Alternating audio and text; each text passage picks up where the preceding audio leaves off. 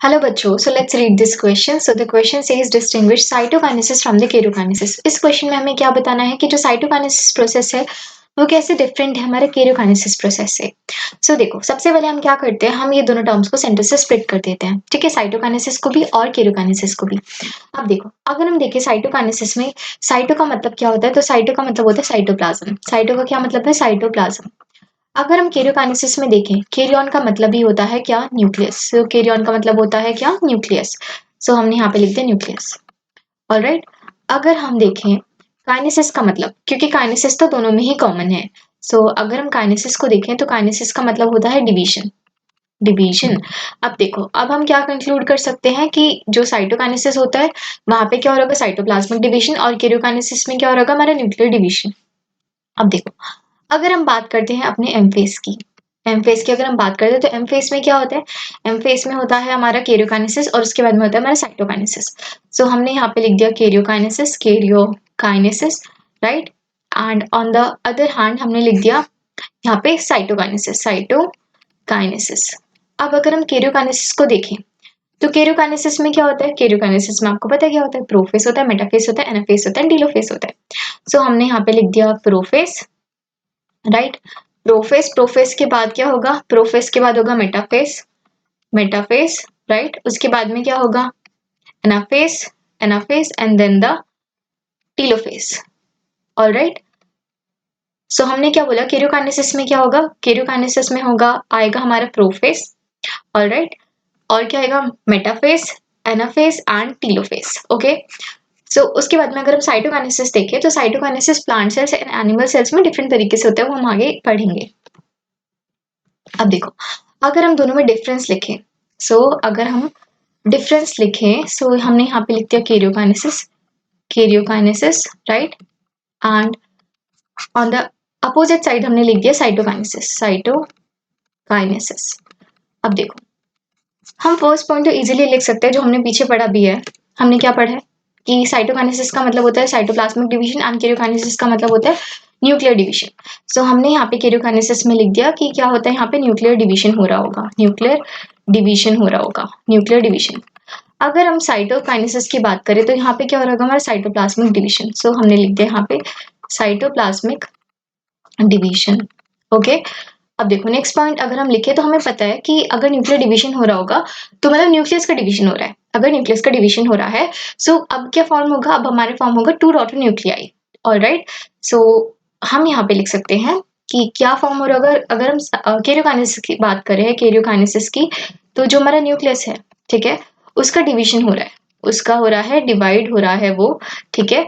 और वो क्या बना रहा है, हमारा टू डॉटर न्यूक्लियाई बना रहा है, डॉटर टू डॉटर न्यूक्लियाई।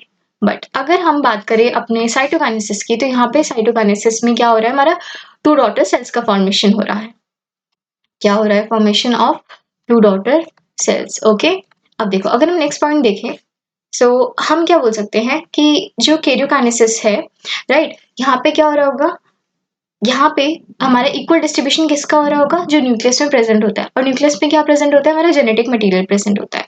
हम बोल सकते हैं यहाँ पे कि इक्वल डिस्ट्रीब्यूशन हो रहा है of, equal distribution of the genetic material, of genetic material, genetic material. Okay. हमने क्या बोला कि यहाँ पे क्या हो रहा है, इक्वल डिस्ट्रीब्यूशन हो रहा है ऑफ जेनेटिक मटेरियल, राइट। अगर हम साइटोकाइनेसिस को देखें, अगर हम साइटोकाइनेसिस को देखें तो हम बोल सकते हैं कि वहां पे अप्रोक्सीमेटली इक्वल डिस्ट्रीब्यूशन हो रहा होगा, जो भी कंटेंट साइटोप्लाज्म में प्रेजेंट है। साइटोप्लाज्म में क्या होता है, बेसिकली सेल ऑर्गेनल्स होता है। हम यहाँ पे लिख सकते हैं approximately, approximately equal distribution of, equal distribution of the, equal distribution of cell organelles, cell organelles. Okay.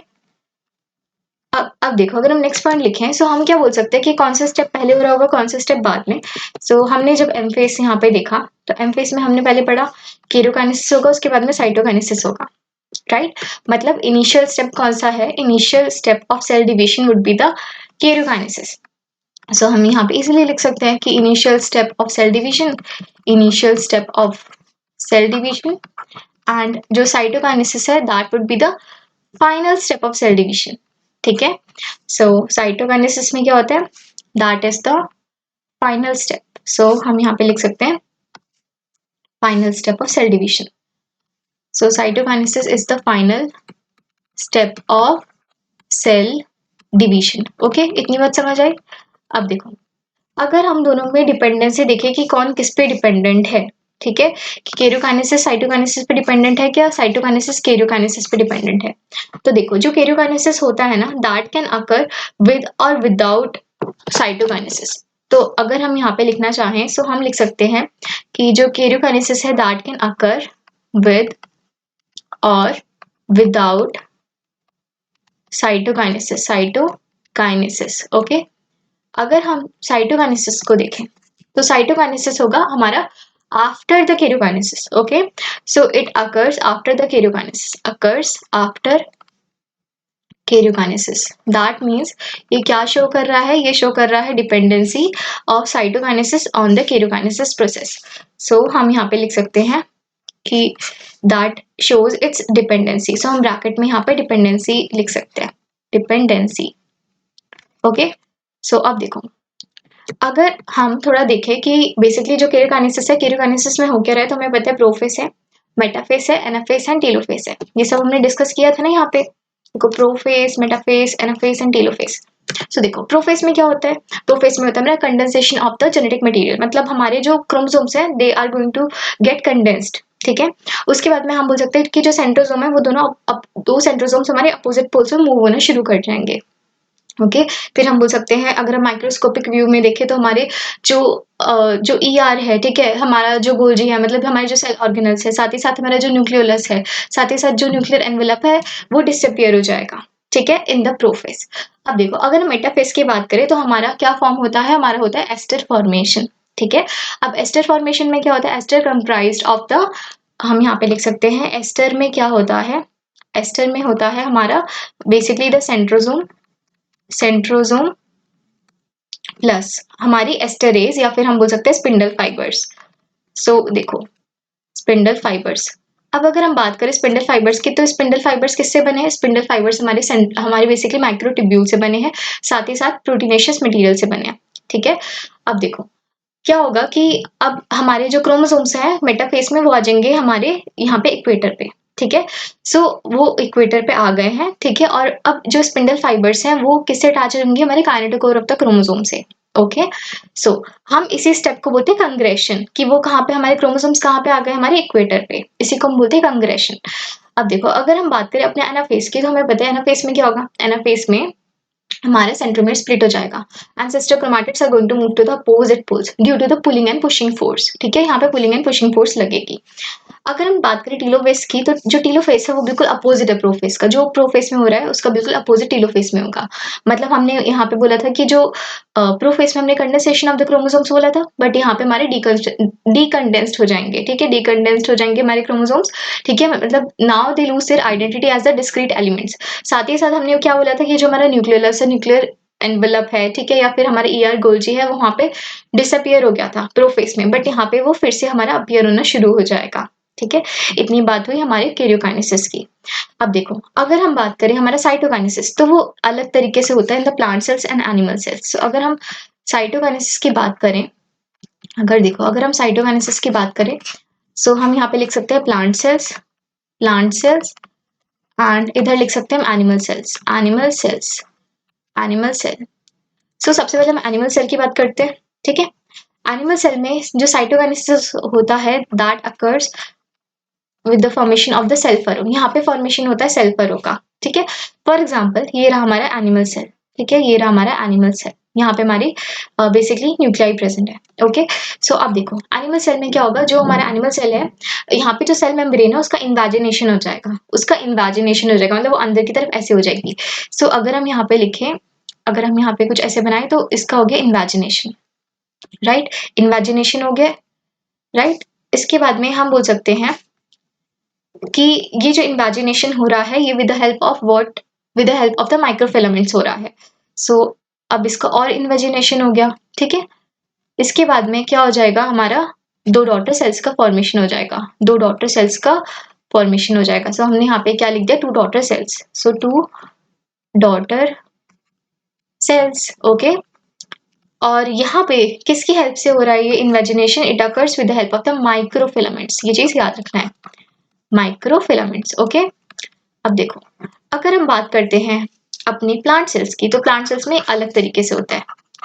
सो यहाँ पे जो इन्वेजिनेशन हो रहा है वो आप मुझे बताओ कहाँ से हो रहा है? पेरिफेरी टू सेंटर हो रहा है, बाहर से अंदर। That means in the centripetal manner.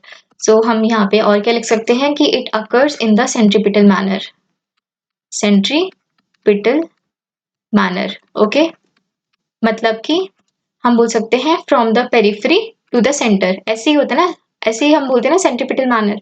अब देखो, अगर हम प्लांट सेल्स में बोलें, सो फॉर एग्जांपल हमने एक प्लांट सेल बनाया, ठीक है। प्लांट सेल में क्या होता है? हमारी पास रिजिड सेल वॉल प्रेजेंट होती है, रिजिड सेल वॉल प्रेजेंट होती है। तो आप मुझे बताओ, क्या सेल फरो बन सकता है वहां पे? सेल फरो तो नहीं बन सकता वहां पे। सो अब क्या होगा? क्योंकि because of the presence of the rigid cell wall in the plant cells. Alright, so अब क्या होगा? इन्वेजिनेशन तो हो नहीं सकता। मतलब यहाँ पे देखो, फॉर एग्जाम्पल ये रही हमारी डॉटर न्यूक्लियाई, यहाँ पे सेंटर में क्या होना शुरू हो जाएगा? यहाँ पे आ जाएंगे हमारे कुछ वेसिकल्स आ जाएंगे, ठीक है। कुछ वेसिकल्स हमारे सेंटर में अलाइन होना शुरू हो जाएंगे। सो ये रहे हमारे स्मॉल वेसिकल्स, स्मॉल वेसिकल्स। और ये जो स्मॉल वेसिकल्स हैं, they are made up of the Golgi bodies, Golgi bodies के बने हैं। ऑलराइट, सो अब ये जो हमारे वेसिकल्स हैं वो हमारे इक्वेटर पे आ गए हैं। Now they are going to form the phragmoplast. ER के फ्रेगमेंट्स भी आ जाएंगे हमारे फ्रेगमोप्लास्ट में। अब देखो, अब क्या होगा? ये बना लेंगे हमारे सेल प्लेट। क्या बना लिया इन्होंने? सेल प्लेट बना लिया। मतलब इन्होंने कुछ ऐसे बना लिया। फॉर एग्जाम्पल ये रही हमारी डॉटर न्यूक्लियर, यहाँ पे बन गई हमारी cell plate. Okay, so this denotes the cell plate, cell plate. Okay, so अब क्या होगा? सेल प्लेट एक बार बन गई, तो अब हमारे फॉर्मेशन हो जाएगा किसका? टू डॉटर सेल्स का। सो यहाँ पे हमारी फॉर्मेशन हो गया टू डॉटर सेल्स का। ओके, सो अब जो यहाँ पे देखने वाली बात ये है कि जो सेल प्लेट है ना, वो बाद में जाके हमारी क्या बना लेगी? This cell plate is going to form the middle lamella in the plants. Okay, अब हम मिडिल लैमेला को क्या बोलते हैं कि that is rich in the calcium and the magnesium pectate. Okay, इसका मतलब हम ये बोल सकते हैं, हम ये कंक्लूड कर सकते हैं कि जो हमारे गोल्जी के वेसिकल्स है, जो हमारे गोल्जी के वेसिकल्स हैं, पक्का वही सिक्रीट कर रहे हैं हमारे calcium and magnesium pectate. Okay, तो ये जो सेल प्लेट है बाद में जाके ये क्या बना लेगी? Middle lamella. ऑलराइट, और यहाँ पे आपने देखा कि ये सेल प्लेट फॉर्मेशन हो रहा है।